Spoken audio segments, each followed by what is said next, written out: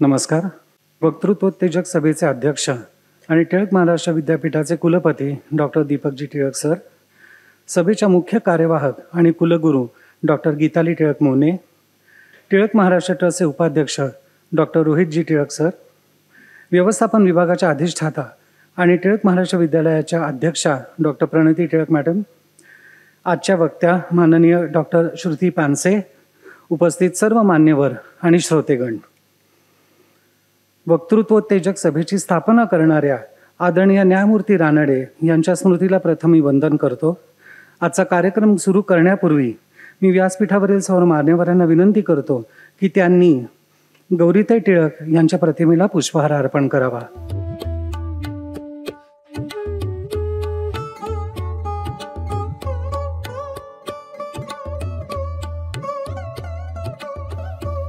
मान्यवरांचे आभार. जगात अशी पहिलीच अशी व्याख्यानमाला असेल की जी शतकोत्तर सुवर्ण महोत्सव साजरा करत आहे. आपण सर्वजण अतिशय भाग्यवान आहोत की आपण या सुवर्णाक्षराचे साक्षीदार आहोत. आपल्या अद्वितीय विचारसंपत्तीने समाजाला दिशा देणाऱ्या असंख्य थोर व्यक्तींनी हे व्यासपीठ आपल्या तेजस्वी विचारांनी उजळवले आहे. थेट स्वातंत्र्यवीर सावरकर, नेताजी सुभाषचंद्र बोस यांच्यापासून ते अटल बिहारी वाजपेयी, रघुनाथ माशेलकर, डॉक्टर अरुण निगवेकर, डॉक्टर शंकरदयाळ शर्मा, सदानंद मोरे, अविनाश धर्माधिकारी अशा अनेक थोर लोकांनी हे व्यासपीठ आपल्या विचारांनी समृद्ध केले आहे. आजचे व्याख्यान गौरीताई टिळक यांच्या स्मृतीला समर्पित आहे, त्यामुळे मी गौरीताईंबद्दल 2 शब्द बोलू इच्छितो. गौरीताई यांनी कला, पत्रकारिता आणि जुडो सारख्या क्रीडा प्रकारात आपली स्वतःची ओळख निर्माण केली होती. एक उत्तम गृहिणी आणि अतिशय उत्साही व्यक्तिमत्व म्हणून त्यांची ओळख होती. इकेबाना हा त्यांचा हातखंडा होता. आपले स्वतःचे घर सांभाळत असताना देखील अनाथ हिंदू महिलाश्रमात परित्यक्त्या महिलांसाठी त्यांनी आमूलाग्र कार्य केले. पाककलेतही त्यांचा अतिशय हातखंडा होता आणि म्हणूनच त्यांनी पाककलेवर अनेक पुस्तकेही छापली होती. अशा गौरीताईंना आपण सर्वांनी त्यांच्या स्मृतीला वंदन करूया. गेले 2 आठवडे आपण आरोग्य, इतिहास, संस्कृती, कला आणि अध्यात्म या विविध विषयांवर मान्यवरांचे विचार ऐकले. प्रत्येक विषयाने आपल्याला एक वेगळी दिशा दिली, नवा दृष्टिकोनही दिला. परंतु आजचे व्याख्यान यामध्ये थोडंसं वेगळं आहे, कारण आजचा विषय हे सगळे धागे एकत्र बांधणाऱ्या एका गाठीसारखा आहे. आपल्या शरीरातील सर्वात रहस्यमय आणि अद्भुत अवयव म्हणजे आपला मेंदू. आपल्या विचारांचा, भावनांचा, स्मृती, कल्पनाशक्ती आणि निर्णय शक्तीचा अधिपती. आणि आज या मेंदूचा पासवर्ड शोधण्याचा आपण प्रयत्न करणार आहोत, आणि तो सुद्धा अशा एका मार्गदर्शकाच्या सोबतीने ज्या या विषयावर मनस्वी प्रेमाने आणि वैज्ञानिक दृष्टिकोनातून अभ्यास करत आहेत, आजच्या आपल्या सन्माननीय वक्त्या डॉक्टर श्रुती पानसे. मी डॉक्टर श्रुती पानसे यांचा थोडक्यात परिचय करून देऊ इच्छितो. अक्रोड कन्सल्टन्सीज ह्या माध्यमातून पालकांचे समुपदेशन, ब्रेन बिहेवियर कोर्सेस या अभ्यासक्रमातून मुलांच्या वयोगटानुसार मेंदूचे कार्य समजून घेण्यासाठी तसेच अभ्यास सोपा करण्यासाठी मल्टिपल इंटेलिजन्स आणि इमोशनल इंटेलिजन्स या विषयावर अभ्यासक्रम त्यांनी तयार केले आहेत. त्या स्वतः मराठीमध्ये MA झाल्या असून मेंदू आणि शिक्षण या विषयात त्यांनी PhD केली आहे. मेंदूशी मैत्री, मस्ती की पाठशाला, खोकं नव्हे डोकं इत्यादी विषयांवरच्या त्यांच्या लेखमाला महाराष्ट्रातील वृत्तपत्रातून प्रसिद्ध आहेत. मेंदूचा पासवर्ड, पहिली 8 वर्षे, परीक्षेसाठी परीक्षेआधी, जादूचा मेंदू, आईबाबाची डायरी, भावनांच्या जगात, डोक्यात डोकवा, बहुरंगी बुद्धिमत्ता, टीनेजर्सच्या मनात अशा 21 पुस्तकांचे लेखन त्यांनी केले आहे. यातील बहुरंगी बुद्धिमत्ता या पुस्तकाला यशवंतराव चव्हाण प्रतिष्ठानतर्फे कुमुद बन्सल उत्कृष्ट ग्रंथ पुरस्कार मिळाला आहे. तसेच लहान मुलांसाठी चिकू पिकू या मासिकाच्या संपादनासाठी त्यांना अक्षरसेवा पुरस्कारानेही गौरवण्यात आले आहे. 2022च्या साहित्य परिषदेच्या पुरस्काराने त्यांना सन्मानित करण्यात आले आहे आणि 2024मध्ये त्यांना लोकगौरव पुरस्कारानेही गौरवण्यात आले आहे. मी आता केसरी वृत्तपत्राचे संपादक श्री स्वप्नील पोरे सर यांना विनंती करतो की त्यांनी डॉक्टर श्रुती पानसे यांचा सत्कार करावा. आता कोणतीही वेळ न दवडता मी डॉक्टर श्रुती पानसे यांना विनंती करतो की त्यांनी मेंदूचा पासवर्ड या विषयावर आपल्याशी संवाद साधावा.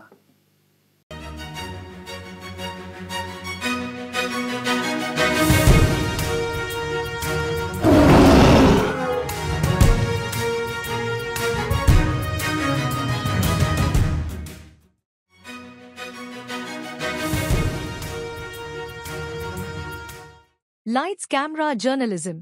Are you ready to be the voice that informs, inspires, and impacts the world? At Tilak Maharashtra Vidyapeeth, a Bachelor of Journalism in Television and Broadcast Media equips you with the skills to become a dynamic, credible, and influential journalist in today's evolving media landscape. What you learn: news reporting and anchoring, broadcast production and editing, investigative journalism, live reporting and field journalism, media law and ethics. Graduate career ready and step into exciting roles as a TV journalist, news anchor, producer, video editor, or media correspondent. Our students gain hands-on experience in state-of-the-art studios, working with real-time broadcasts, industry standard equipment, and expert mentorship. Your journey to becoming the next media powerhouse starts here. Apply now to the Bachelors of Journalism in Television and Broadcast Media at Tilak Maharashtra Vidyapeeth, Pune.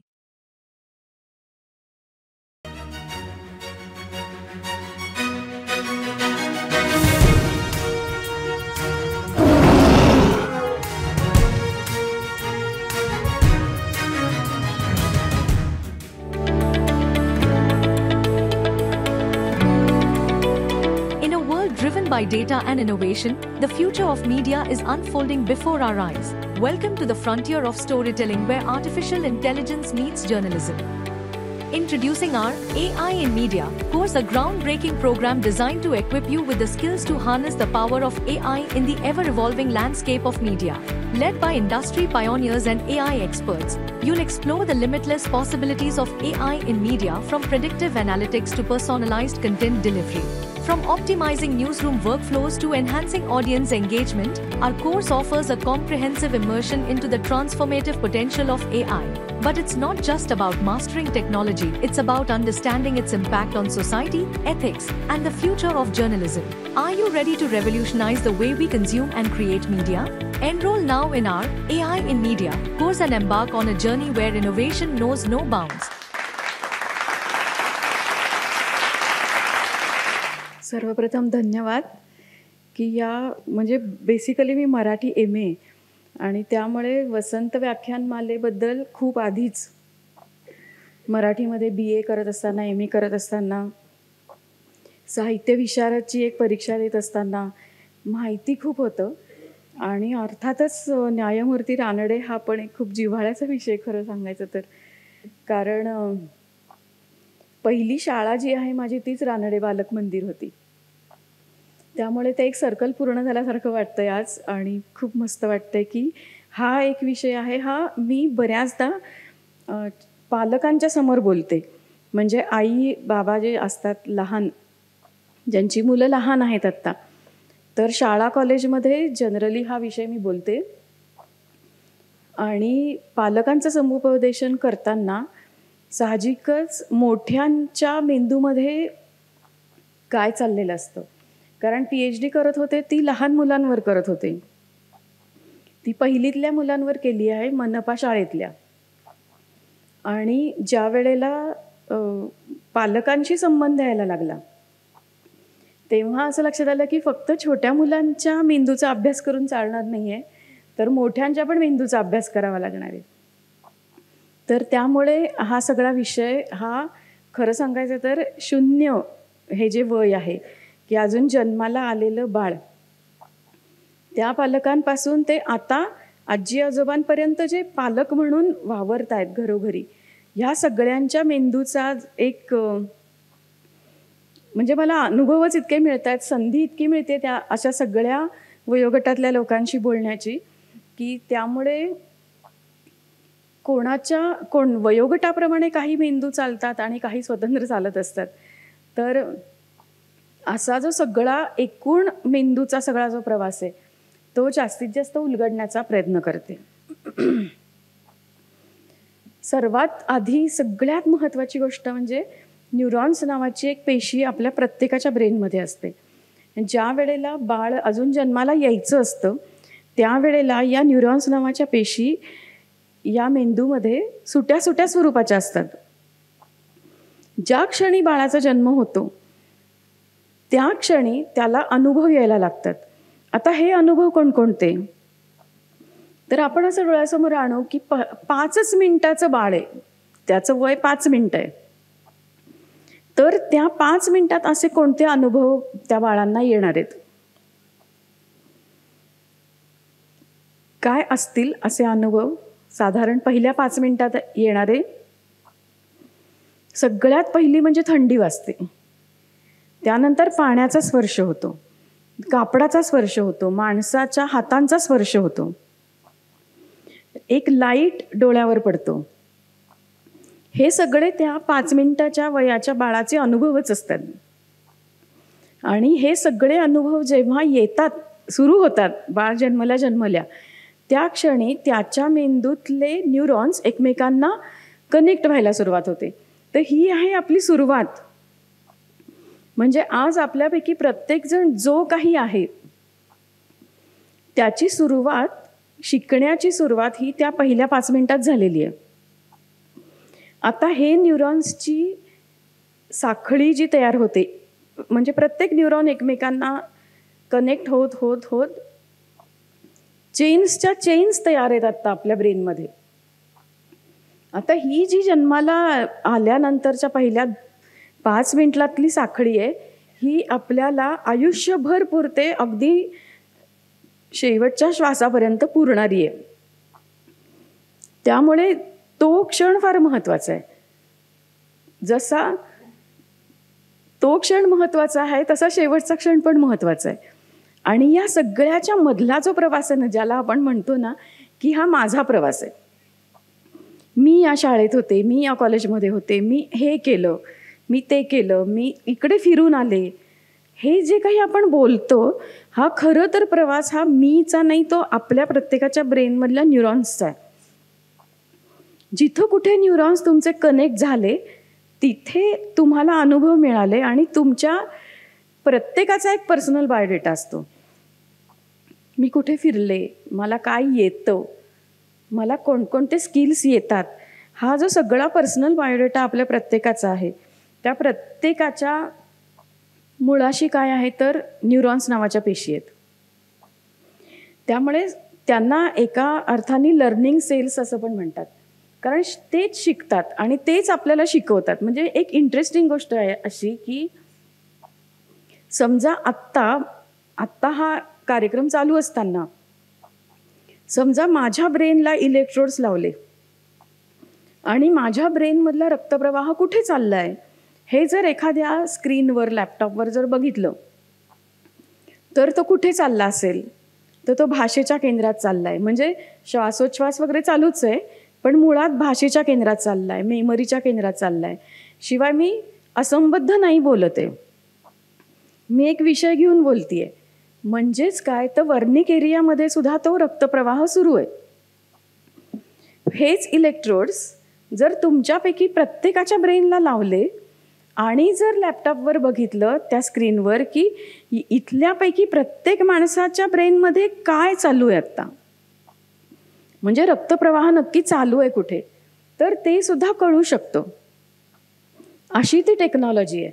आणि त्या टेक्नॉलॉजीमुळेच हे कळलेलं आहे की माणूस रागावलेला असतो तेव्हा त्याच्या ब्रेनमध्ये कुठे रक्तप्रवाह आहे, तो जेव्हा शांत असतो तेव्हा कुठे आहे, जेव्हा तो उत्साही असतो तेव्हा रक्तप्रवाह कुठे असतो, जेव्हा त्याला कसलं तरी स्ट्रेस येतो तेव्हा रक्तप्रवाह कुठे असतो. असा प्रत्येक ठिकाणचा रक्तप्रवाह प्रत्येक वेळेला एकाच ठिकाणी नसतो, आपला सतत बदलत असतो. त्यामुळे तुमच्या ब्रेनला इलेक्ट्रोड्स लावले तरी पण आत्ता आपल्याला कळू शकतं की कुठे चाललाय रक्तप्रवाह. म्हणजे ज्या वेळेला एखाद्या क्लासरूममध्ये समजा हे केलं असा एक प्रयोग की टीचर शिकवत आहेत पण जे समोर स्टुडंट्स बसलेले आहेत त्यांचं लक्ष आहे का की जे समोर बोलतायत, तर इलेक्ट्रोड्स लावले तर कळू शकतं की नाही आहे आत्ता, इथे रक्तप्रवाह नाही आहे, इथे अटेन्शन नाही आहे, काहीतरी वेगळीकडे कुठेतरी काहीतरी सुरू आहे. कारण आपलं मन हे सतत भरकटत असतं. त्यामुळे इतका हा इंटरेस्टिंग भाग आहे ब्रेनच्या संपूर्ण प्रवासातला. त्यापूर्वी काय होतं की जेव्हा माणूस मरायचा तेव्हाच त्याचा मेंदू काढून त्याचा अभ्यास केला जायचा. जिवंत मेंदूचा अभ्यास त्याच्या आधी केला नाही जायचा. पण जेव्हा हे लक्षात आलं की जिवंत मेंदूचा अभ्याससुद्धा अशा प्रकारच्या टेक्नॉलॉजीतनं करता येतो, तेव्हा अनेक प्रकारचे प्रयोग प्युअर रिसर्च ज्याला म्हणतात ते सायकोलॉजिस्टनी केले, एज्युकेशनिस्टनी केले आणि सगळ्याच स्ट्रीम्सनी त्याचा वेगवेगळ्या प्रकारे उपयोग करून घेतला. म्हणजे एक मला इथे प्रयोग आत्ता सांगायचा आहे की एक असा प्रयोग मी बघितला होता की त्याच्यामध्ये तो न्यूरोसायंटिस्ट हा एक खोली आहे, त्याच्यामध्ये दुसरं काही नाही आहे, फक्त टेबल आहेत, 2 खुर्च्या आहेत. तो सायंटिस्ट एका बाजूला बसलाय आणि एका बाजूला एक आई आहे आणि तिचं एक 1.5 वर्षाचं बाळ तिच्या मांडीवर आहे. ते दोघं एकमेकांकडे बघतायत आणि सायंटिस्ट त्या बाळाला फक्त म्हणतो की डॉल. हातवारे पण नाही करत, फक्त उच्चार आहे डॉल. हा प्रयोग 5-6 दिवस चालतो, एवढाच प्रयोग आहे. मग 7व्या दिवशी तो काय करतो, डॉल असं म्हणतो आणि त्यावेळेला टेबल खालनं एक बाहुली दाखवतो. मग इथे काय दिसतं की जेव्हा तो फक्त डॉल म्हणत होता तेव्हा डाव्या भागामध्ये, आपल्या मेंदूच्या डाव्या भागामध्ये भाषेचं केंद्र आहे. तर तो एक एरिया त्या बाळाचा स्टिम्युलेट होत होता, एकच एरिया होत होता, कारण तिथे दुसरं काहीच नव्हतं, फक्त शब्द ऐकू येत होता. आणि ज्या क्षणी डॉलला एक इमेज आली त्या क्षणी राईट साईडच्या ब्रेनमधलं जिथे इमेज दिसणारं केंद्र आहे ते पण स्टिम्युलेट झालं. मग हा प्रयोग 4-5 दिवस चालला. मग असं इतकं मायन्यूट लक्षात येत गेलं की फक्त शब्द बोलला गेला तेव्हा एक वेगळं सेंटर स्टिम्युलेट होतं आणि जेव्हा त्याला इमेज कनेक्ट झाली तेव्हा वेगळं सेंटर स्टिम्युलेट होतं. मग अशा प्रकारे असंख्य प्रयोग केलेले आहेत. म्हणजे माणूस झोपतो कसा, त्याला झोपेमध्ये स्वप्न कशी पडतात,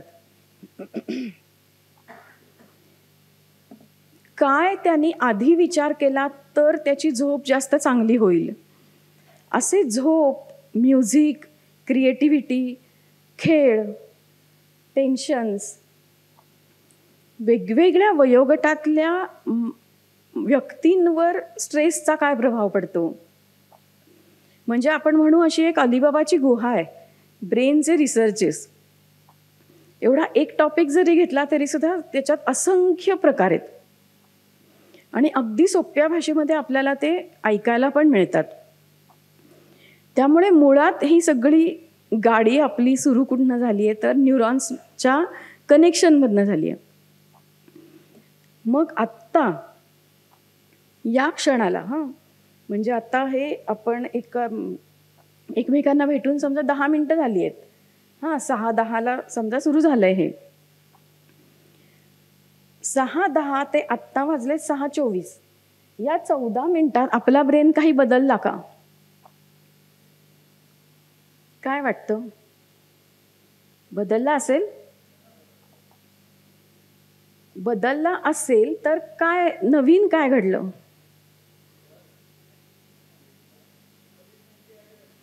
नवीन माहिती ऍड झाली, आपण एकमेकांना भेटलो. त्यामुळे हा आत्ताचा 10 मिनिटाचा प्रसंग हा कदाचित पुढेपर्यंत आठवेल का, तर आपल्याला काहीतरी नवीन माहिती मिळाली.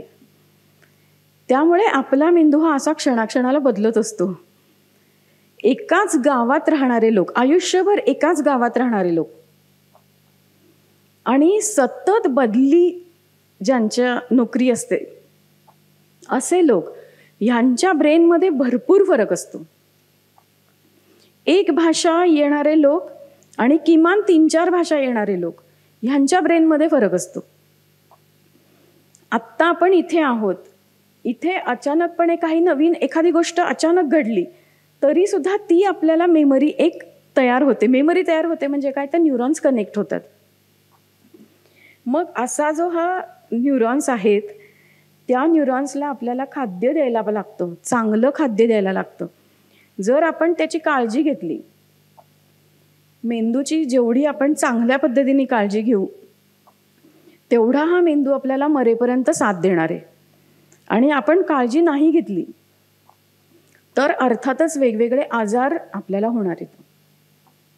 आता असंच एक उदाहरण आहे, म्हणजे हा एक रिसर्चच आहे. विल्यम ग्रीनफ नावाचा एक शास्त्रज्ञ होता आणि त्यांनी 2 पिंजरे घेतले आणि त्या 2 पिंजऱ्यांमध्ये त्यांनी काही उंदरांना ठेवलं.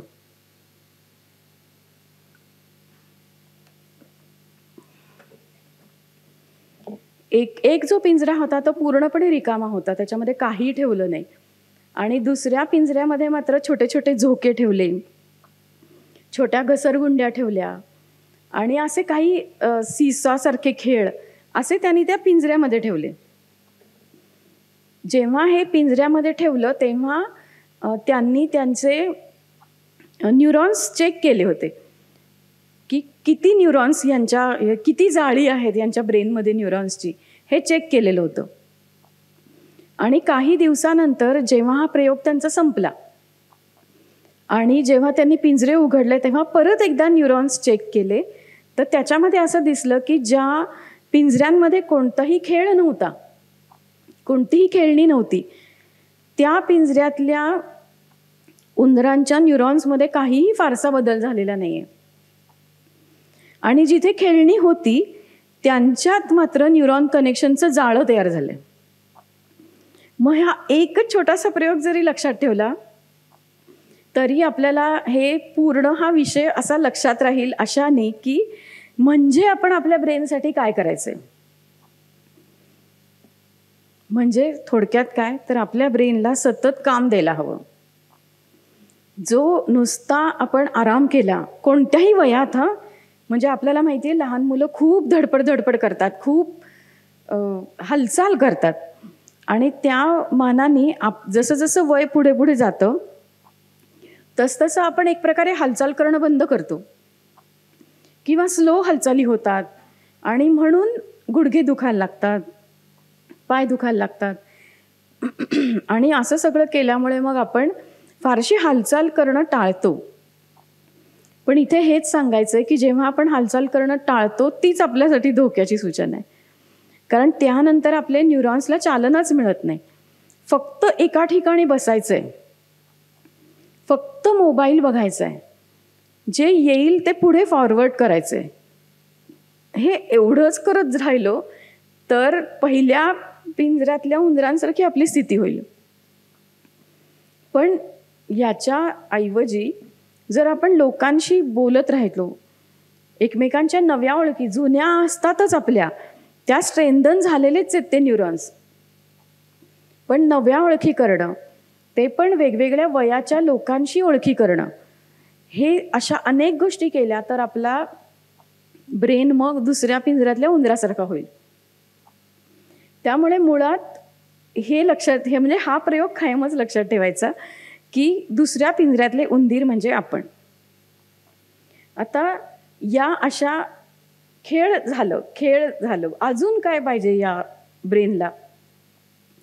सगळ्यात महत्त्वाची गोष्ट म्हणजे ब्रेनला पाणी पाहिजे. कारण आपण विचार करत असतो, म्हणजे आपलं असं म्हणतो ना की खूप चालून आलोय मग आता पाणी प्यायला पाहिजे, किंवा खूप वेळ तहान लागली आता पाणी प्यायला पाहिजे.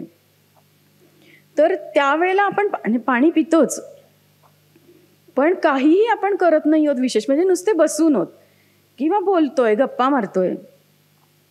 विशेषतः लहान मुलं अभ्यास करतायत, म्हणजे ती एका जागेवर बसली आहेत पण ती अभ्यास करतायत. पण अभ्यास करताना काहीतरी लेखन सुरू आहे, वाचन सुरू आहे, पाठांतर सुरू आहे, हे काही नाहीये, पण फक्त काहीतरी रिकॉल करतायत एका जागेवर बसून.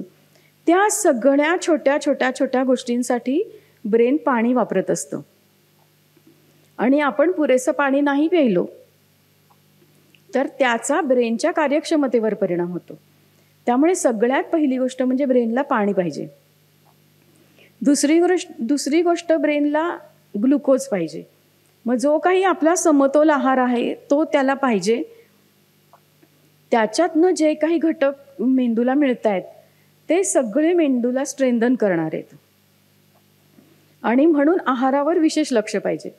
आता घरातली छोटी मुलं आणि तरुण मुलं काय आहार घेतात हा आपलाही चिंतेचा विषय असेल, कारण आत्ताच्या काळामध्ये पॅकेज फूडचं जे सगळं प्रमाण वाढलंय ते मेंदूला स्पष्टपणे हानिकारक आहे. कारण त्याच्यामध्ये खूप सारे प्रिझर्वेटिव्ज असतात, फूड कलर असतात. ते टिकवण्यासाठी अजून काय काय त्याच्यात घातलेलं असतं. उदाहरणार्थ जे काही वेफर्स मिळतात त्या वेफर्समधले इन्ग्रेडियंट्स काही वेगळे असतील, पण जे त्याचं पॅकिंग आहे त्या पॅकिंगमध्ये ते वेफर्स कुरकुरीत राहण्यासाठी जो वायू भरलेला आहे तो सुद्धा त्या खाद्यपदार्थाला अफेक्ट करतो. त्यामुळे हे खाणं ग्लुकोज म्हणजे पॅकेज फूड नक्कीच नाही. तर जे काही साधं जे मिळेल त्यावेळेला जे मिळेल ते साधं आहार की ज्याच्यामध्ये ग्लुकोज आहे असा कुठलाही आहार हा मेंदूपूरक आहे, मेंदूला हा आवडतो. तिसरी महत्त्वाची गोष्ट ऑक्सिजन लागतो. म्हणजे समजा आपण एका जागेवर बसून आहोत किंवा आजारी आहोत आणि म्हणून आपण एका जागेवर बसून आहोत, तरीही ब्रेनला ऑक्सिजन कसा द्यायचा? कारण मुळात ब्रेनला ऑक्सिजन मिळतो तो हालचालींमुळे मिळतो. पण आजारी असताना सुद्धा आपण फक्त ब्रीदिंग एक्सरसाइजेस करत राहिलो तरी सुद्धा ब्रेनला ऑक्सिजन मिळेल. जी लहान मुलं परीक्षा देतात आणि परीक्षा देताना कधी कधी कंटाळा येतो, ब्लँक व्हायला होतं, असं जेव्हा होईल त्या वेळेला त्यांनी फक्त डीप ब्रीदिंग केलं तरी सुद्धा ब्रेनला ऑक्सिजन मिळेल. आपण असं म्हणतो की लहान मुलांच्या परीक्षेच्या वेळेला विशेषतः पाणी नाहीच ठेवायचं तिथे. पाणी ठेवलं की मुलं सतत पाणी पितात आणि मग सारखे ते कारण काढून बाहेर जातात. पण पाणी नाही प्यायलं तर तो ब्रेन जो सतत निर्णय घेतोय, पेपरमध्ये काय लिहायचं याचा निर्णय तो ब्रेन घेतोय, तर त्याला पाणी लागणार आहे. त्यामुळे पहिली 3 ही महत्त्वाची गोष्टी की ते ब्रेनला हवंच आहे. त्याच्यापेक्षा अजून आत्ता विचार केला आपण की माझ्या मेंदूला काय हवंय, म्हणजे हे झालं जनरलाइज्ड की हे सगळं मेंदूला लागतं. हे सगळं आपण मेंदूला पुरवलं, पण मग आपला मेंदू खुश आहे का? ॲक्टिव्ह आहे का आपला मेंदू? ह्याचा आता प्रत्येकाने आपला आपला विचार करून आपला पासवर्ड ह्यातला कुठला हा शोधायला लागेल. या 3 बेसिक गरजा आहेत. आता ह्याच्या पुढे काही जणांना निसर्गात राहण्याशिवाय आवडत नाही असं होत असेल. असं होतंच काही जणांचं की नुसतंच आता ह्या शहरी कॉन्क्रीटच्या जगामध्ये राहून आता खूप दिवस झाले, आता कुठेतरी समुद्रावर जायचंय, वाळूत चालायचंय, झाडं बघायची आहेत, झाडं लावायची आहेत, प्राण्यांना बघायचंय, प्राण्यांचे दुखणी खुपणी काढायची आहेत. कारण हे सगळे नॅचरलिस्टिक इंटेलिजन्सचे प्रकार आहेत हे सगळे. हा नुसता एक म्हणजे आपण डिस्कव्हरी चॅनल सुरू केल्यावर जी माणसं आपल्याला समोर दिसतात ती सगळी नॅचरलिस्टिक इंटेलिजन्सची असतात. कारण निसर्ग हा त्यांना हवाच असतो, तो त्यांचा जगण्याचा एक भाग असतो. म्हणजे आत्ता मी डिस्कव्हरीचं उदाहरण घेतलं, निदान त्यांना एक काहीतरी फंड मिळतात, त्यांची एक काहीतरी त्याच्यामध्ये अभ्यास झालेला आहे आणि म्हणून ते संशोधनासाठी तिथे गेलेले आहेत. पण आपल्याला जर अजून मागच्या काळात माहिती असेल सलीम अलींचं उदाहरण, तर ते तर फक्त आवड म्हणून जायचे आणि एका पिशवीमध्ये रंग, कागद, पेन्सिल एवढं घेऊन ते जायचे आणि कुठल्या तरी जंगलामध्ये जाऊन ते पक्ष्यांची चित्र काढायचे. आता हा सुद्धा नॅचरलिस्टिक इंटेलिजन्सच आहे. आता आपल्यापैकी अनेकांमध्ये तो इंटेलिजन्स असू शकतो. त्याला आपण म्हणतो काय की ह्याला निसर्गाची आवड आहे किंवा हिला निसर्गात जायला आवडतं. पण ती नुसती आवड नाही आहे, तर ते न्यूरॉन कनेक्शन तसे झालेले असतात आपल्या ब्रेनमध्ये आणि म्हणून आपल्याला ती आवड असते. आता मी जे काही बोलेन त्याचा प्रत्येकाने आपापल्या ब्रेनमध्ये विचार करा की मला यातलं काय आवडतं.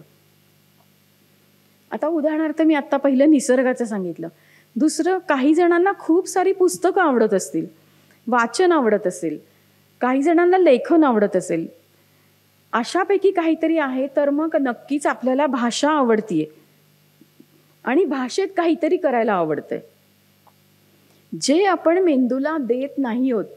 कशामुळे? तर जाऊ दे, कंटाळा आला, आता कुठे, आता माझं रिटायर्ड पण झाले मी, आता काय करायचंय पुढे, असा विचार करून, किंवा कुठे तर पुस्तकं घरात ठेवायची, आता मोबाईल आहे हातात, तो दिवसभर आपण ऐकलं त्याच्यावर काय काय तर होतं, वेळ जातो चांगला. मग कशाला पुस्तकं वाचायची आहेत किंवा लिहायचंय काहीतरी किंवा वाचन करायचंय, कशासाठी? पण असं जर विचार केला ना, तर मग आपला मेंदू तो डिप्राइव्ड राहतो सगळ्या अनुभवांपासून. आणि म्हणून प्रत्येकाने हा विचार करा की मला काय आवडतं. तिसरी गोष्ट अशीच आहे, संगीत. मग ह्याच्यामध्ये संगीत आवडणं, संगीत ऐकणं असेल, गाणं म्हणणं असेल, वाद्य वाजवणं असेल, किंवा हे काहीही नसेल पण संगीताचा आस्वाद घेणं असेल, संगीताची समीक्षा असेल, हेही काही असू शकतं. चौथी गोष्ट, खूप माणसांना भेटणं ही एक मेंदूची गरज असू शकते काही जणांच्या, प्रत्येकाच्या नाही. पण त्यालाच आपण इंटरपर्सनल इंटेलिजन्स म्हणतो. म्हणजे आता आपण समजा खूप लोकांमध्ये, खूप लोक आपल्याला रोज भेटतात आणि तरीसुद्धा आपण माणसांना भेटून थकत नाही. किती जण भेटले, कशाला भेटले हे एवढे सगळे लोक, असं जर मनात येत नसेल तर मग तुम्ही इंटरपर्सनल इंटेलिजन्सच आहात. कारण तुम्हाला ही गोष्ट खूप आवडते. जर ही आवडते तर ती केली पाहिजे. असाच अजून एक इंटेलिजन्स आहे की तो इंटेलिजन्स म्हणावा का नाही असा खरं तर प्रश्न काही लोकांना पडतो, पण तो आहे.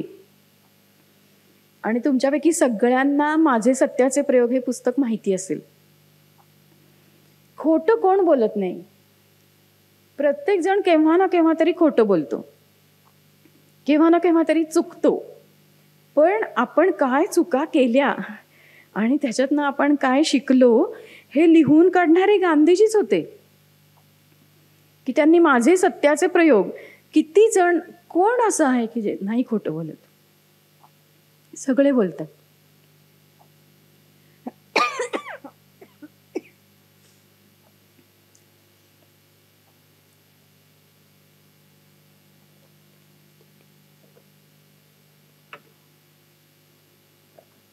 मग तो इंटेलिजन्स कोणता आहे?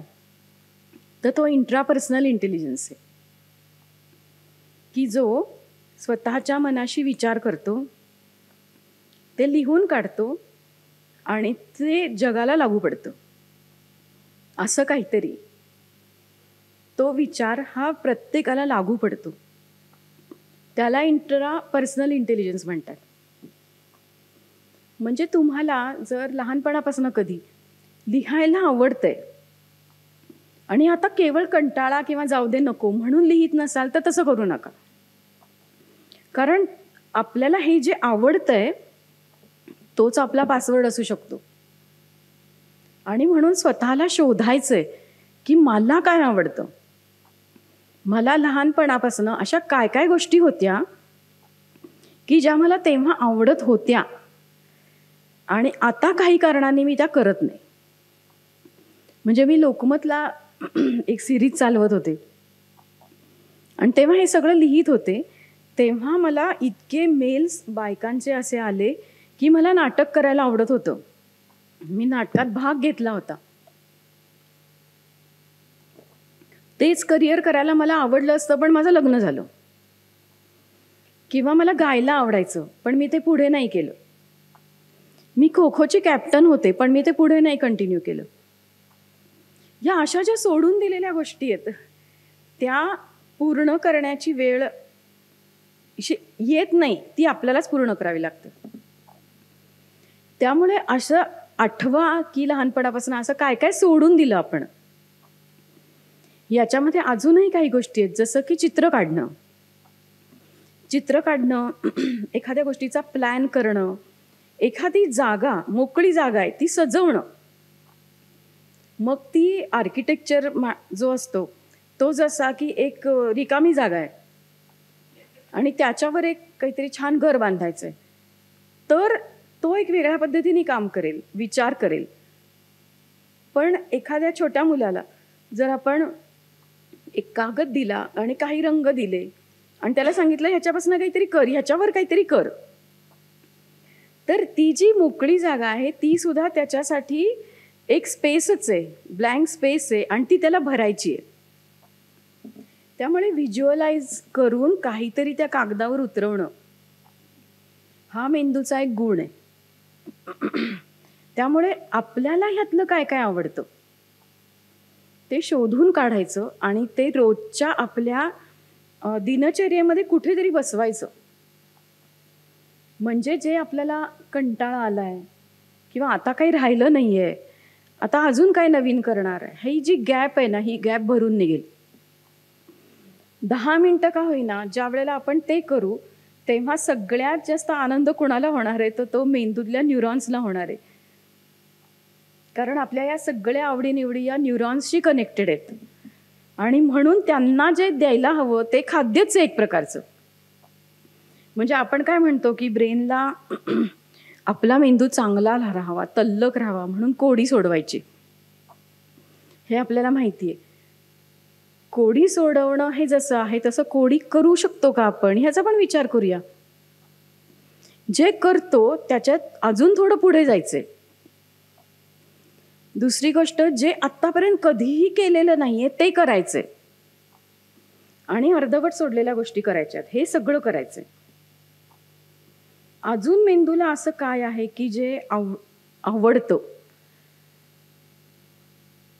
आत्ता जे काय मी बोलले ह्याच्यातलं कोणाला काही असं वाटलंय की हे मला आवडतं, हे माझं राहून गेलं होतं पण मी आत्ता ते पूर्ण करते, असं कोणाला शेअर करायला आवडेल?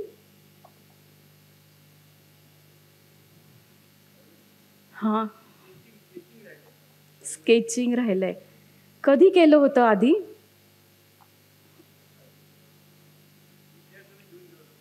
अच्छा, मग ते आत्ता रोजच्या दिनक्रमात आणायला हवंय. म्हणजे रोज 10 मिनिटं केलं, 15 मिनिटं केलं, 1 तास केलं, आवडतंय म्हणून 2 तास केलं तरी चालेल. पण ह्यामुळे न्यूरॉन्स खुश होतील आणि त्यामुळे आपण खुश होऊ. स्केचिंग, ट्रेकिंग म्हणाय. अच्छा, हां ट्रेकिंग. मग ते जर आत्ता ते जमत नसेल तर सेकंड ऑप्शन जो असेल तो.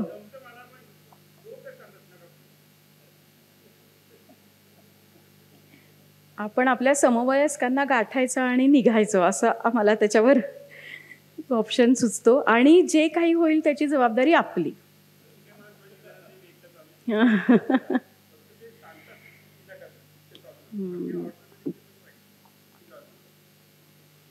मग हे जर आवडत असेल आणि आत्ता करणं शक्य नसेल तर ह्याच्याशी अलाइड अजून काय करू शकतो ह्याचा विचार करायला लागेल. हां, अजूनही करायला लागेल विचार, अजूनही काहीतरी मिळेल त्याच्या जवळपासचं.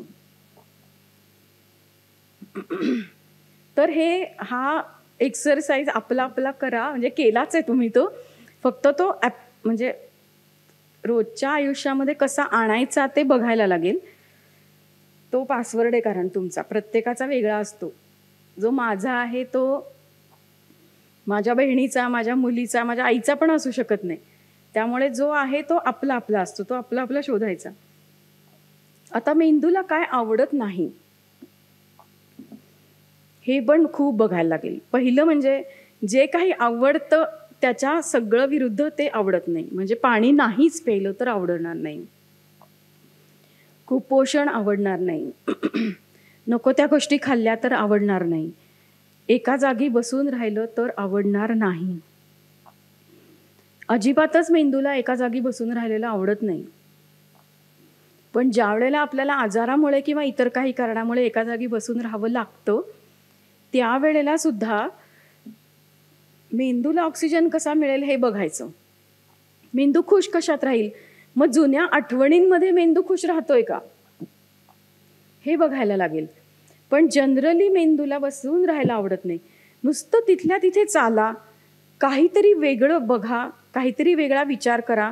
आपण एका जागेवर बसून आहोत पण इतर माणसं जर हलवू शकतात, आपल्यापाशी येऊ शकतात तर त्यांना उद्युक्त करा. 4 लोकांना गोळा करून काहीतरी नवीन सुरू करूया, असं काहीतरी. पण मोबाईल बघत 1-1 तास, म्हणजे हा हे मी खूप कमी सांगते हे मला माहिती आहे. कारण एकदा मोबाईल सुरू झाला की 2-3 तास सुद्धा कसे जातात आपल्याला माहित नाही, कळतच नाही आपल्याला. म्हणजे तो ब्रेनचा सिग्नल बंदच झालेला असतो. किती वेळ आपण एका जागेवर बसलोय आणि काय करतोय मुळात, तिथे आपण एवढं बघतोय ते करतोय काय, काय बघतोय आपण, त्यातनं आपल्याला काय मिळतंय. त्यामुळे मध्ये एक रिसर्च असा आला होता की कचरा भरतोय आपण मेंदूत. त्याला दुसरा शब्दच नाही, त्याला एक शब्द त्या रिसर्चमध्ये वापरला होता की मेंदू आपला सडतोय. हे कशामुळे? तर आता साधा प्रयोग आहे, आज पण तुम्ही करू शकता. समजा आपण घरी गेलं, आपण काहीतरी मेसेज टाकण्यासाठी मोबाईल हातात घेतला, कळलं नाही आपल्याला किती वेळ गेला. असं समजूया की 1 तास आपण, जेव्हा तुम्ही मोबाईल खाली ठेवाल त्याच्यानंतर आठवा की आपण काय काय पाहिलं, जे आपण पाहिलं त्यातलं काय काय आपल्या लक्षात राहिलं. तेव्हा लक्षात येईल की 98% कचराच होता, आपल्याला नको असलेली माहिती. जगात मला आयुष्यात ही माहिती कधीही नको होती, पण ती माहिती येतेय मला काहीही कारण नसताना. आणि मेंदूवर आपण इतका ताण देतो, मेंदू प्रोसेस करणारच ना. इथे प्रोसेस नाही करायचं आणि इथे करायचं हे मेंदू करत नाही. मेंदूला समोर तुम्ही काही ठेवा, तो प्रोसेस करतोच. आपली जी 5 इंद्रिय आहेत, त्या 5 इंद्रियातनं जे जे मेंदूला सिग्नल जात आहेत, आदळत आहेत, ते सगळे कणभर का होईना प्रोसेस होतातच. म्हणजे मेंदूला किती ताण आहे हा. बरं, आणि ह्यातलं लक्षात काय ठेवायचंय का? म्हणजे आपण समजा एखादा PPT करायची, आपल्याला एखादा विषय लोकांसमोर मांडायचा आहे, आपल्याला काहीतरी लिहायचंय, आणि त्यावेळेला आपण जर 1-2 तास काय 3 तास सुद्धा तुम्ही सर्च करा, पण त्याच्यातनं तुम्ही काहीतरी जमवता की जे तुम्हाला उपयोगी पडणार आहे. पण इथे काय होतं, रील्स येत राहतात आणि आपण काहीही जमवत नाही, कारण आपल्याला जमवायचंच नाहीये काही. एखादी गोष्ट आपण मुद्दाम सर्चला टाकली आणि बघितली तर गोष्ट वेगळी आहे, अदरवाईज तो सगळा कचरा आहे आणि तो मेंदूला सडवतोय. मेंदूला जास्त स्क्रीन आवडत नाही. मुळात हे जे मेंदूचं सडणं आहे ना, त्याला एक उदाहरण द्यायचं झालं तर असं देता येईल की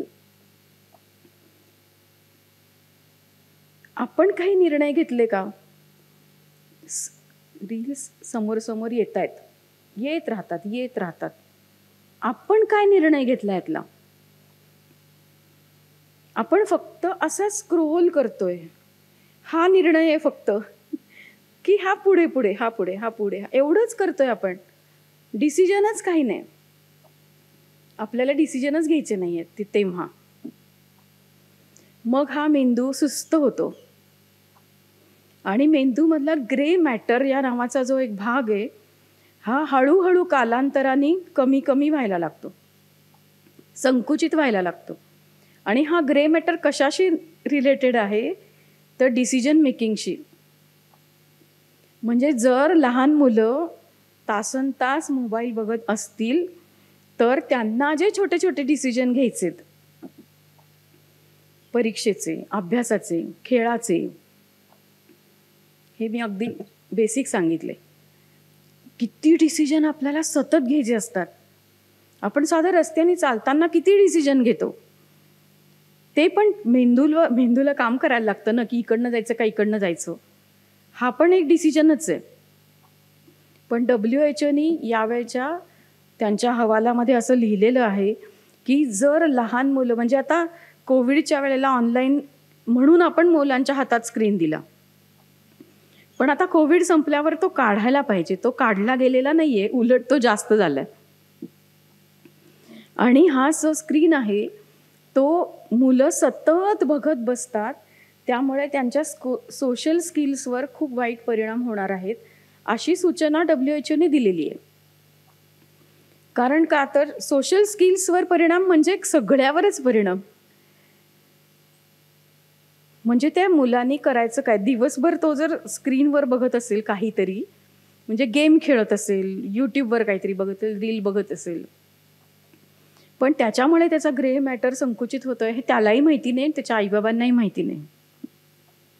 आणि मग आपण म्हणतो की ह्याला परीक्षेत कमी मार्क मिळतात. हा असा का वागतो हेच कळत नाही.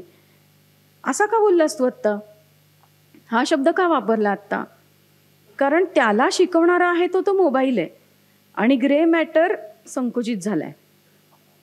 हे जर मुलांच्या हातातला मोबाईल हा जर आपण लवकरात लवकर काढला नाही किंवा कमी केला नाही तर ह्याचे दुष्परिणाम आपल्याला पुढच्या 15 वर्षात बघायला मिळतील. आत्ता ही सगळी मुलं लहान आहेत. हा खूप मोठा परिणाम आहे. पण ह्याच्याबरोबर एक शरीर, ज्याला आपण म्हणतो शरीराच्या हालचाली असणं, त्या शरीराच्या हालचालींमुळे मेंदू सक्षम होणं, हा जो प्रकार आहे हा या मुलांच्या बाबतीत होत नाही. याचं कारण का तर ते एकाच जागेवर बसलेले असतात. मी एक उदाहरण देते, खूप वेगळं, थोडं एक्स्ट्रीम आहे, पण एक पहिलीत जाणारा मुलगा आला होता माझ्याकडे आणि जेव्हा तो बोलत होता त्याची आई सांगत होती की हा खूप वेळ मोबाईल बघतो वगैरे वगैरे. त्याचं आमच्या दोघींच्या बोलण्याकडे अजिबात लक्ष नव्हतं. त्याच्या हातामध्ये एक कार होती आणि तो टेबलवरनं वरखाली वरखाली वरखाली असा असा असा असा करत होता. पण त्याच्याबरोबर तो जे म्युझिक देत होता तोंडाने, ते कार्टूनचं म्युझिक होतं. त्यामुळे जेव्हा तो दुसरीकडे आहे तेव्हा आपण कुठेतरी वेगळ्या ठिकाणी आलोय, इथे खूप सारी खेळणी आहेत खेळायला, इथे त्याचं लक्ष नव्हतं. आणि जेव्हा म्हणजे तो जेव्हा बोलायला लागला, जेव्हा आम्ही त्याची कार थांबवली आणि त्याला बोलायला सांगितलं, तर त्याचे उच्चार सुद्धा तशाच टाईपचे होते जसे कार्टूनमधले लोक बोलतात. तर ही परिस्थिती अशी दिसतीये आता समोर. तर ही परिस्थिती थांबायला हवी. काही पालक किंवा काही खूप मोठी माणसं पण असं म्हणतात की मुलांना मोबाईल शिवाय आता चालणारच नाही, कारण ते मागे पडतील जगाच्या जर आपण त्यांना मोबाईल दिला नाही तर. ही गोष्ट मान्यच आहे, 100% मान्य आहे, पण त्याला काहीतरी एक कंट्रोल पाहिजे. त्यामुळे 1 तासापेक्षा मोबाईल जास्त बघायचा नाही, हा युनिव्हर्सल नियम आहे. जी मुलं अगदी लहान आहेत, 3-4 वर्षाच्या आतली आहेत, ती जेव्हा मोबाईल बघतात तेव्हा त्यांच्या डोळ्यावर, विजनवर परिणाम होणार आहे. कारण हा सतत फक्त फ्लॅट स्क्रीन बघितला जातोय. मग 3D विजन, वरती बघायचे आकाशात, आकाशातले पक्षी बघायचे, डोंगरावर जाऊन खालची हिरवळ बघायची आहे, या टोकापासून त्या टोकापर्यंत जे आपल्याला निसर्गाने डोळे दिलेले आहेत एवढं सगळं बघायला ते कधी बघणार आणि कसं बघणार? कारण हे सगळे प्रश्न आता येत आहेत. जे कोविडमध्ये सुरू झालं होतं ते प्रश्न आता समोर यायला लागले. कदाचित तुम्हाला माहिती असेल नसेल, पण कोविड नंतर लगेच असे पालक खूप यायला लागले होते की आमच्या मुलाला ऑटिझम आहे असं वाटतंय. प्रत्यक्षात तो ऑटिझम नव्हता. प्रत्यक्षात काय झालं होतं की ह्या मुलांना इतर कोणी माणसं असतात त्यांच्याशी बोलायचं असतं किंवा हे काहीतरी इंटरॅक्शन करतात, हे खूप जणांना माहितीच नव्हतं. आई बाबा, आजी आजोबा आणि मुलं एवढीच घरात असायची. त्यामुळे मुलांना ऑटिझम नव्हता. पण त्या वेळात ज्या लोकांनी, ज्या फॅमिलीजनी सोशल इंटरॅक्शन लगेच सुरू केलं नाही, कोविड संपल्या तिथे मात्र माइल्ड ऑटिझमची लक्षणं दिसून आली. त्यामुळे आता हा स्क्रीन हा आजारापर्यंत न्यायला लागलाय आणि म्हणून त्याला वेळीच थांबवायला हवं.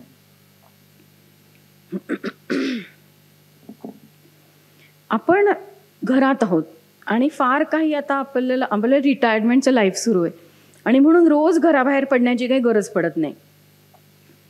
असं जरी असेल आणि फक्त मोबाईल हे एकच मनोरंजनाचं साधन आहे असं आपण समजूया, तर त्या साधनाचा उपयोग आपण नवीन काही शिकण्यासाठी कसा करू शकतो हे बघूया. म्हणजे त्याच्यामध्ये ऑडिओ बुक्स आहेत, त्याच्यामध्ये कलाकुसर आहे, त्याच्यामध्ये रेसिपीज आहेत, त्याच्यामध्ये नवीन भाषा शिक्षण आहे.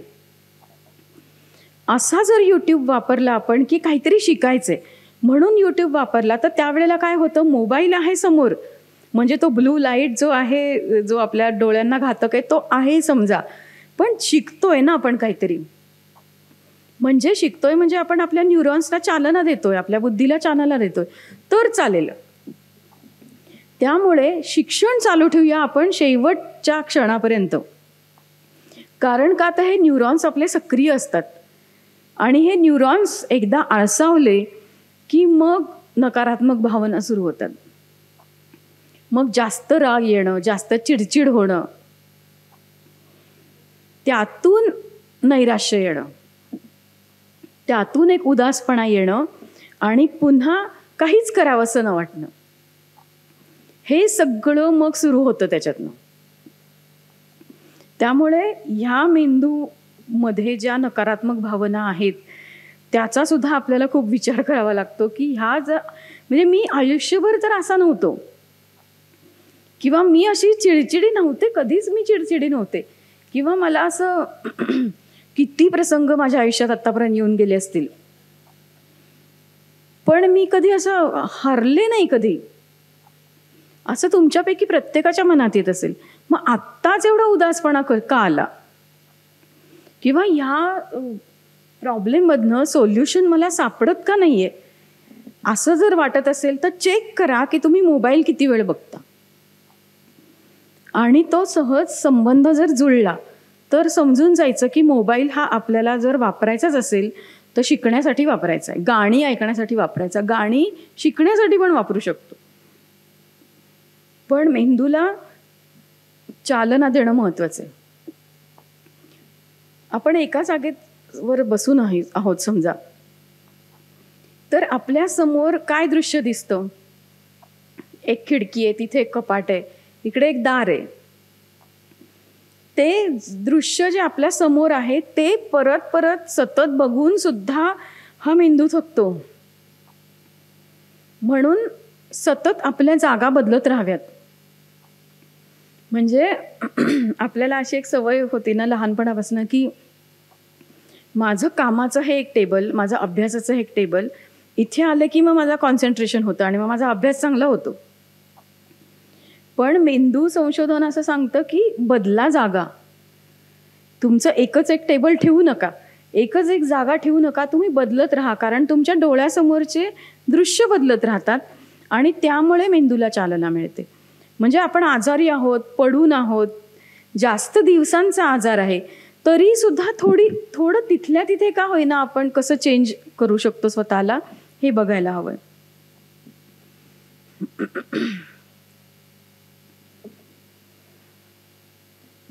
आजार जे नवीन वाढलेत सगळे आत्ता, म्हणजे आपल्याला माहीत, म्हणजे मला तर खूपच असे, म्हणजे माझे आजी आजोबा आणि मी असं जर कंपॅरिझन केलं तर असं वाटतं की कुठेच नाही होत आपण.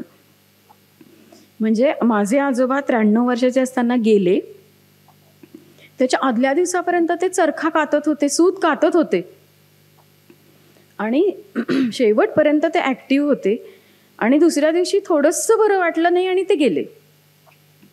आता हे जे व्यग्र राहणं आहे हे सगळ्याच्या मुळाशी, सगळ्याची जे काय किल्ली असेल ना तर ती आहे की बिझी ठेवणं स्वतःला, काही ना काहीतरी करत राहणं, काही ना काहीतरी.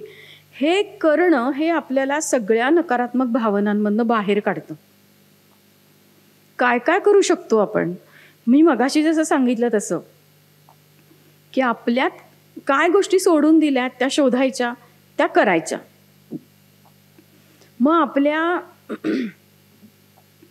जुन्या जागांवरच्या ज्या काही आठवणी असतील, नुसते एकदा त्या सगळ्या पेठांमध्ये फेरफटका मारून यायच्या, त्या गावांमध्ये जाऊन यायचं, एवढ्याने सुद्धा आपल्याला फ्रेश वाटतं. त्यामुळे एक यादी करायची की ज्या वेळेला माझ्या मनामध्ये खूप निगेटिव्ह फिलिंग्ज येतील तेव्हा मी काय करायचे हे त्यावेळेला आठवत नाही. जेव्हा आपण निराश होतो तेव्हा आपल्याला हे पॉझिटिव्ह व्हा, पॉझिटिव्ह राहा असं कितीही कोणीही म्हटलं तरीही आपली अजिबात पॉझिटिव्ह राहण्याची इच्छाच नसते. आपल्याला असं वाटतं की हे जे काही उदासी आहे किंवा हे जे काही नैराश्य आलंय, कोणीतरी काहीतरी बोललंय, काहीतरी नको ती न्यूज आपण ऐकली आहे, हे सगळं जेव्हा होतं त्यावेळेला होतं काय मेंदूमध्ये, तर कॉर्टिसॉल सारखी जी ताण निर्माण करणारी रसायनं आहेत ती आपल्या ब्रेनमध्ये निर्माण होतात आपोआप.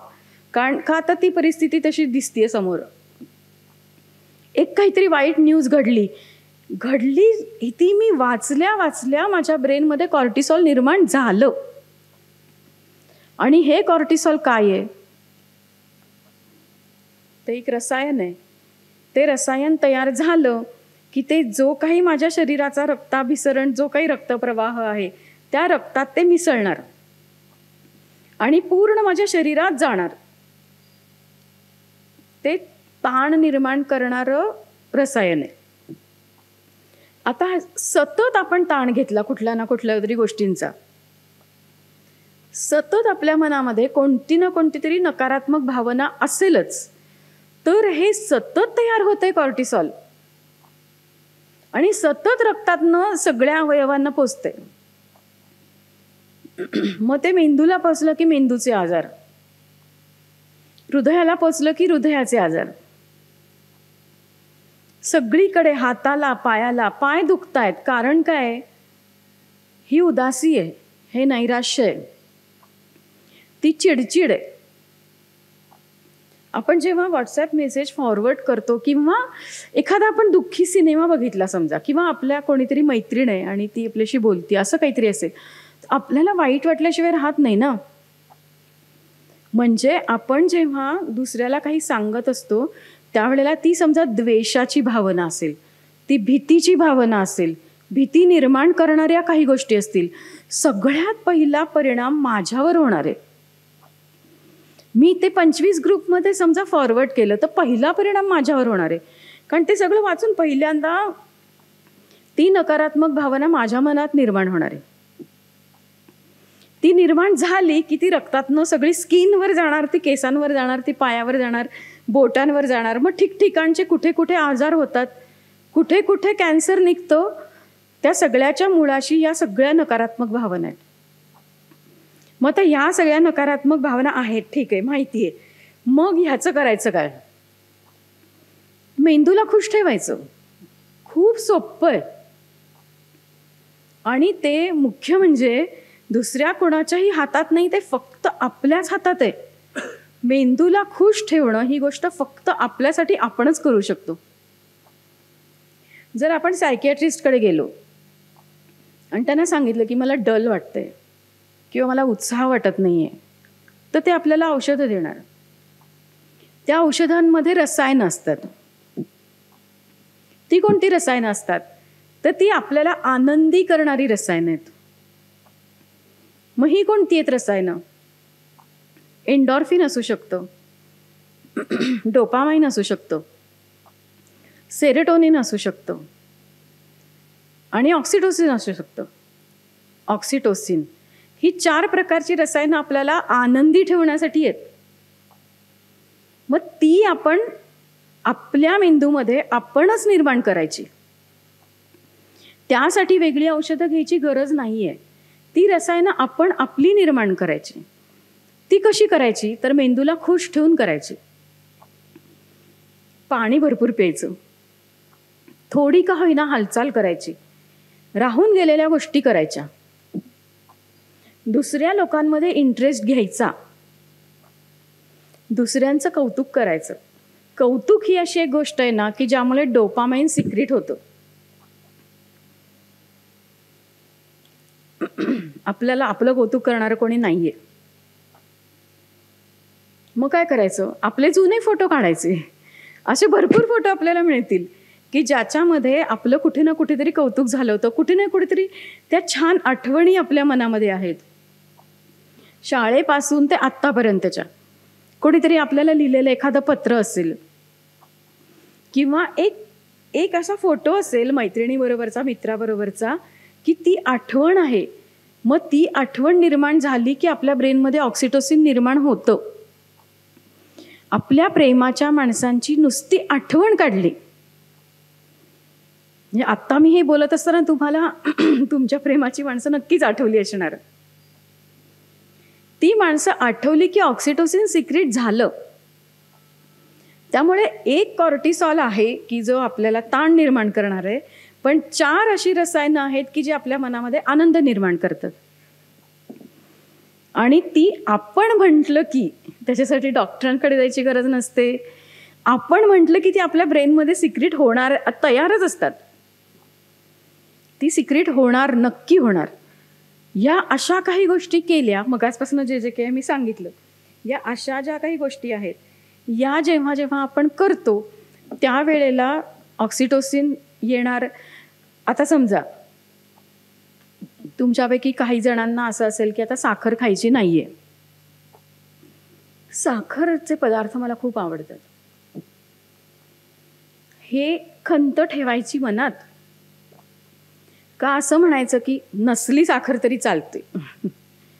म्हणजे हा विजय आहे ना आपला. मग येणार डोपामाइन, कारण आपण आपलं कौतुक केलं. त्यामुळे तीच घटना आहे, साखर खायची नाही हीच घटना आहे. पण ताण निर्माण करण्यापेक्षा हॅपी केमिकल निर्माण करायचं. हे कसं करता येईल? ते आपोआप होणार नाही.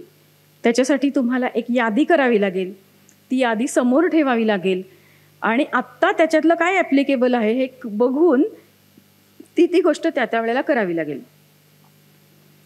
मग आता समजा की मी माझ्यासाठी अशी यादी केली, तुम्ही तुमची करा हां, पण मी समजा असं तुम्हाला एक होमवर्क म्हणूया आपण, की मी माझी करून दाखवते, तुम्ही तुमची करा.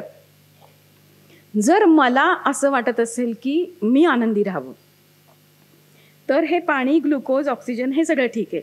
त्याच्याशिवाय मी काय करीन? मी पुस्तक वाचेन. मी माझे जुने शाळेच्या वेळातले किंवा ट्रिपचे असे जे काही फोटो आहेत ते मी बघीन.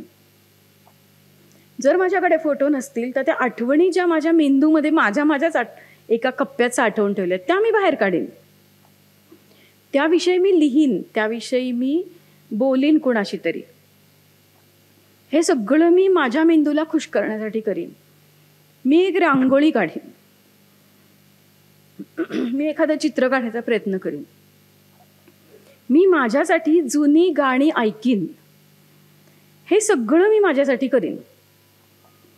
मी माझ्यासाठी एक घरात जे काही उपलब्ध आहे त्यानुसार छोटी छोटी रोपं लावीन. काही नाही तर मी एक कोपरा घरातला स्वच्छ करीन आणि तिथे मला आवडणारं एखादं वाक्य ठेवीन, एखादं वाक्य लिहून ठेवीन. यापैकी काहीही केलं तरी सुद्धा आपला मेंदू खुश होणार आहे, कारण आपण ते कॉर्टिसॉल रिप्लेस करतोय आणि त्या जागेवर आपण हॅपी केमिकल्स तिथे निर्माण करतोय. त्यामुळे हे एवढं एक केलं तर आपलं काम होतं तिथे. जे काही आपला दिवस आहे त्याच्यातली 5 मिनटं, 10 मिनटं, झोपेच्या आधीची 5 मिनटं की जी आपण स्वतःशी छान पॉझिटिव्ह बोलून मग झोपायचंय, ह्या अशा छोट्या छोट्या गोष्टींनी आपला उद्याचा दिवस चांगला जातो. म्हणजे हा एक सोपा प्रयोग आहे. म्हणजे मी आता बोलता बोलता बरेच प्रयोग असे सांगितले की जे कोणीही करू शकतं. एक सोपा प्रयोग म्हणजे जर असं होत असेल की सकाळी उठलं की का उगवलाय हा दिवस, काय करायचंय आज, कालच्यापेक्षा काही वेगळं आहे का आज, असे जर मनात विचार येत असतील तर आदल्या रात्री झोपताना उद्या सकाळी उठल्यावर मी काय करणार आहे, मग तो चहा पिणं का असेना, किंवा ते त्या एकच कुंडीला पाणी घालणं का असेना, किंवा एक पुस्तक आणलंय लायब्ररीतनं ते वाचणं का असेना, काहीही असू दे. किंवा हेही शक्य नाही तर एक माझ्या मेंदूमधल्या कप्प्यामध्ये जो काही आठवणींचा एक अल्बम आहे, एक तो उद्या सकाळी मी उघडणार आहे आणि मी बघत बसणार आहे. असं काहीतरी जर रात्री झोपताना आपण स्वतःशी बोललो तर सकाळी उठताना तोच थॉट आपण घेऊन उठत असतो. कारण ब्रेन रिसर्चमध्ये हे सिद्ध झालंय की जे काही रात्री झोपताना आपण बोलतो, बऱ्याचदा काय होतं, रात्री झोपताना आपण जे बोलतो ते बऱ्याचदा निगेटिव्ह असतं. म्हणजे हे दुखतंय किंवा ह्याचा त्रास झाला, हा माझ्याशी आज का वाईट वागला असेल, मी त्याच्यासाठी इतकं केलंय तर हा का वाईट वागला असेल माझ्याशी, किंवा ते बँकेचं काम मला आज करायचं होतं पण ते नाही झालं. असं काहीतरी निगेटिव्ह काहीतरी मनात आपण झोपतो आणि ते खूप नॅचरल आहे. पण ते येणार, ते विचार आले की ते बाजूला करायचे आणि एक पॉझिटिव्ह थॉट घेऊन तसंच झोपायचं. त्या स्टेजमध्ये आपण झोपलो की सकाळी उठताना आपला पहिला विचार मनातला तोच असतो की जो रात्री झोपेतला असतो. जसं की आपल्यापैकी बऱ्याच जणांना हे माहिती असेल की आपल्याला समजा उशिरा उठण्याची सवय आहे, पण एकदा जर आपण असं म्हटलं की उद्या मला पहाटे 5ला उठायचं आहे कारण मला उद्या गाडी पकडायची, तर अलार्म नाही वाजला तरी आपण 5ला उठतो कारण आपला मेंदू आपल्याला उठवतो. ह्याचाच उपयोग आपण आपल्या पॉझिटिव्हिटीसाठी करायचा आहे की हे काही नाही, बाकी येत राहणार आहेत निगेटिव्ह विचार, शेवटचा विचार मात्र पॉझिटिव्ह पाहिजे. आणि ह्याच्यासाठी सुद्धा ना मेंदूने एक खूप छान व्यवस्था करून ठेवलेली आहे. म्हणजे आता समजा हा मेंदू आहे आपला, समजा की हा मेंदू आहे, या भागामध्ये इमोशनचं सेंटर आहे, ते समजा या भागात आहे, लिम्बिक सिस्टीम या भागात आहे, पण सारासार विचार करण्याचं जे केंद्र आहे निओकॉर्टेक्स ते वर आहे. ही दोन्ही सेंटर्स वेगवेगळ्या ठिकाणी आहेत. त्यामुळे आपण आपल्या ब्रेनचा जो ब्लड फ्लो सारखा निगेटिव्ह इमोशनकडे येत असेल तर तो वळवून परत निओकॉर्टेक्सकडे म्हणजे सारासार विचारशक्तीकडे नेण्याची यंत्रणा आपल्या मेंदूमध्ये आहे, ती वापरायची. कशी? तर शेवटचा थॉट पॉझिटिव्ह. एवढी एक गोष्ट केली तर दुसऱ्या कोणाची आपल्याला गरज लागणार नाही. म्हणजे औषधांची, डॉक्टरांची अशी नाही लागत. ज्या वेळेला आपण पॉझिटिव्ह विचार करतो, भावना रिप्लेस करायच्यात फक्त आपल्याला, आणि हे दुसऱ्या कोणाच्याही हातात नाहीये, ते फक्त आपल्याच हातात आहे. आपल्या मेंदूचा रक्तप्रवाह कुठे वळवायचा आहे,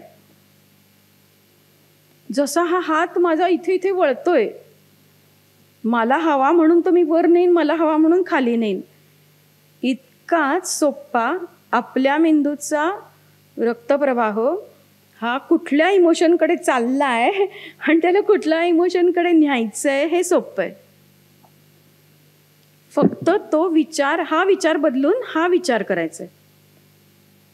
काहीच उरलेलं नाही माझ्या आयुष्यात, काहीच माझ्या मनासारखं होत नाही, हे लोक मला काय एवढे त्रास देतात काय माहिती. हे बोला, एकदा बोला, पण तिथे रेंगाळत नाही राहायचंय, आपल्याला दुसरा विचार करायचा आहे, ओढून न्यायचंय त्याला. आणि हे दोन सेंटर्सच वेगळी आहेत. त्यामुळे उठून त्या लिम्बिक सिस्टीमकडनं उचलायचंय आणि सारासार विचारशक्तीकडे न्यायचंय. आणि हे आपल्यासाठी दुसरं कोणी नाही करणार. म्हणजे करणारे असतील तर छान, आपण दुसऱ्यांचं करू शकतो, आपण दुसऱ्यांचं हे करूच शकतो. एखादा माणूस खूप जास्त इमोशनल आणि निगेटिव्ह झाला असेल तर त्याच्या भावना बदलायचं काम आपण करू शकतो. ती संधी येत असेल तर ती खूपच चांगली गोष्ट आहे, पण ती येत नसेल तर निदान आपल्या मेंदूचा तरी आपल्याच हातात आहे. आणि कदाचित तोच मेंदूच्या भावनांचे रसायन रिप्लेस करता येतात आपल्याला. हाच पासवर्ड आहे आपला. म्हणजे आत्ता आपण जे काही बोललो त्यातला बाकी सगळ्या गोष्टी आपण करू, जे काही आपलं राहून गेलंय ते करू, परत आणू, ते सगळं दिनक्रमात ते सगळं करू आपण. पण आपल्याला असं जे वाटतं ना की स्वभावाला औषध नाहीये, तसं नाहीये. आपल्याकडे अशी काही माणसं म्हणतात ना की राग आला की मला आवरत नाही, राग आला की मी काही पण करतो. अरे, ही अभिमानाने सांगण्याची गोष्ट नाहीये. ह्याचा अर्थ की तुम्हाला तुमच्या रागावर कंट्रोलच करता येत नाही. याचा अर्थ असा आहे की तुम्ही तुमच्या समोरचा माणसाला कचरा समजता. कारण तुम्ही राग आला की तुम्ही तो फेकणार आणि समोरच्यानी तो घ्यायचा, आणि त्याच्यातनं समोरच्याची जी घुसमट होते त्याच्याशी आपल्याला काही घेणं देणं नाही. त्यामुळे स्वभावाला औषध नाही असं आपण म्हणतो तसं नाहीये. आपण फक्त छोटासा हा इमोशनल शिफ्ट प्रत्येक वेळेला केला की ते जमण्यासारखं असतं.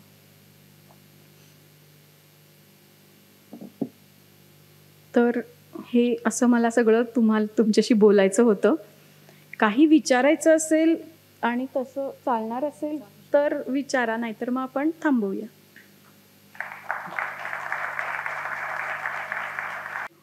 आपल्याला काय करता येईल ह्याची, तशी मुलांना आपण घरच्या घरी काय ॲक्टिव्हिटीज देऊ शकतो ह्याची लिस्ट करायची आहे. आणि घरात आहोत, अगदी बाहेर पाऊस पडतोय, आता खेळायला पण नाही जाऊ शकत, तर घरातल्या घरात आपण आपला मेंदू कसं चालवू शकतो असे 100 ॲक्टिव्हिटीज आपण काढू शकतो. कसं ठेवू नये, माणसाला कॉन्सन्ट्रेट करताच येऊ नये अशी आत्ताची परिस्थिती आहे, आणि म्हणून ते खाली येत राहतं. आता ह्याचला आपण जर मेंदूला जोडलं ना, तर गेल्या काही वर्षांमध्ये खूप पेव फुटलंय. एकाच वेळेला अनेक कामं करायची, मल्टीटास्किंग. पण या मल्टीटास्किंगमुळे ब्रेन लवकर थकतो, आणि मल्टीटास्किंगकडनं आपण परत स्लो लिव्हिंगकडे जायला हवंय.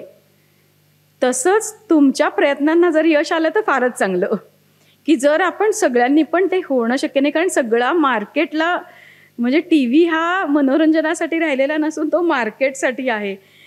हा लक्षात घेतला ना फरक झालेला, तर आपल्याला त्याचं उत्तर मिळेल की हे आपल्यासाठी नाही चाललेलं. आपल्याला काही कलाकृती बघायला मिळाव्यात म्हणून सिरीज चाललेल्या नाही आहेत, मार्केटिंगसाठी चाललेल्या आहेत. एक प्रश्न विचारला की माझी मुलगी मोठी होईल तेव्हा मी म्हातारी होणार आहे. तुम्हाला एक उदाहरण म्हणून देतो, कारण टिळक महाराष्ट्र विद्यापीठातर्फे अनेक कोर्सेस आपण बघतो. संस्कृत आहे, जॅपनीज आहे, इंडॉलॉजी आहे, आयुर्वेद आहे. बरोबर 2023 साली टिळक महाराष्ट्र विद्यापीठात 80 वर्षांच्या आजीनी संस्कृतमध्ये PhD केलेली आहे. मग 80 वर्षाच्या आजी जर त्या वेळेत PhD करून विद्यापीठामध्ये संशोधन करू शकतात, तर I think you are too young for that. मेंदूची उकल करणे ही केवळ शैक्षणिक गरज नसून आजच्या अस्थिर जागतिक राजकारणात ती एक राष्ट्रीय गरज झाली आहे, अशी याची जाणीव डॉक्टर पानसे यांच्या व्याख्यातून आपल्याला ठळकपणे जाणवली. आजचा काळ हा केवळ तंत्रज्ञानाच्या प्रगतीचा नाही, तर मानसिक आरोग्य, भावनिक समतोल आणि सामाजिक जबाबदारी यांचा परीघ अधिक गहिरा करणारा आहे. एकीकडे आज देशाला सीमारेषेवर पाकिस्तान प्रेरित दहशतवादाचा सामना करावा लागत आहे, ज्यामध्ये केवळ भौतिक लढाई नव्हे तर वैचारिक आणि मानसिक युद्धही समाविष्ट आहे. अशा पार्श्वभूमीवर आज डॉक्टर श्रुती पानसे यांचे मेंदूचा पासवर्ड या विषयावरील व्याख्यान खरंच मोलाचे ठरते. त्यांनी सांगितलं की मेंदूला योग्य दिशा दिली तर तो केवळ वैयक्तिक यशासाठी नाही, तर समाज व राष्ट्रासाठीही निर्णायक ठरू शकतो. जर प्रत्येक नागरिक, विशेषतः युवकांचा मेंदू समजून घेतला आणि सकारात्मकतेकडे वळवला, तर मानसिक युद्ध आपण नक्कीच जिंकू शकू. आणि आता त्यांनी सांगितल्याप्रमाणे आपण आपली आता बकेट लिस्ट तयार करूया आणि ती पूर्ण करूया, म्हणजे तुमच्या मेंदूच्या CPUचा पासवर्ड तुम्हाला मिळेल आणि तुमचे प्रोफाईल आणि स्टेटस अपडेटेड राहील. डॉक्टर पानसे, मी आपले खरंच मनपूर्वक आभार मानतो की आपल्या सविस्तर वैज्ञानिक आणि अनुभव संपन्न विचारांमधून मेंदूचा पासवर्ड शोधण्याची दिशा आम्हाला सर्वांना प्राप्त झाली. आता निरोप घेण्याची वेळ आली आहे. वक्तृत्वोत्तेजक सभेचे अध्यक्ष आणि टिळक महाराष्ट्र विद्यापीठाचे कुलपती डॉक्टर दीपक टिळक सर, सभेचे इतर सर्व मान्यवर यांचे मी मनापासून आभार मानतो. तसेच या व्याख्यानमालेला आयोजनात सहभागी झालेले टिळक महाराष्ट्र विद्यापीठातील कर्मचारी, शिक्षक आणि केसरी वृत्तपत्रातील सदस्य यांचेही मी आभार मानतो. आणि आपण सर्व श्रोतेगणांचे आपल्या उत्स्फूर्त प्रतिसादाबद्दल तुमचे मी मनापासून आभार मानतो. या व्यसंत व्याख्यानमालेसाठी आपले प्रायोजक Chitale Bandhu, Ravetkar group, PN Gadgil and sons, Lokmanya multipurpose cooperative society, PN Gadgil jewellers, Pitambari products, Buldhana cooperative आणि credit society, city group, Amanora, PNG exclusive यांनी अतिशय मोलाचे सहकार्य केल्याबद्दल त्यांचे मी विशेष आभार मानतो. आपल्या वसंत व्याख्यानमालेचे सर्व चित्रीकरण होत असून आपल्या यूट्यूब चॅनलवर आपल्याला सर्व व्याख्यानांचा दृकश्राव्य स्वरूपात आस्वाद घेता येईल. अर्थात ही पूर्ण व्याख्यानमाला संपल्यानंतर काही तांत्रिक आपल्याला थोडं एडिटिंग करावं लागतं. त्यानंतर आपल्या यूट्यूब चॅनलवर याच व्याख्यानमालेचे सगळं सत्र नाही, पण आधीच्या व्याख्यानमालेचे सुद्धा तुम्हाला व्याख्यानं जरूर ऐकता येतील. तर आमच्या यूट्यूब चॅनल आपण नक्की सबस्क्राईब करा. त्याचे डिटेल्स आम्ही तुम्हाला लवकरात लवकर पाठवू. कार्यक्रम संपण्यापूर्वी एक आठवण. उद्या सायंकाळी 6 वाजता याच नाट्यगृहात भारत चीन सीमा विवाद, सत्य आणि मिथक या विषयांवर कर्नल अनिल आठले आपल्याशी संवाद साधणार आहेत. तरी आपण सर्वांनी अवश्य उपस्थित राहावे ही विनंती. मी डॉक्टर अंबर बेरे आपली रजा घेतो आणि आजचा कार्यक्रम संपन्न झाला असं जाहीर करतो. धन्यवाद.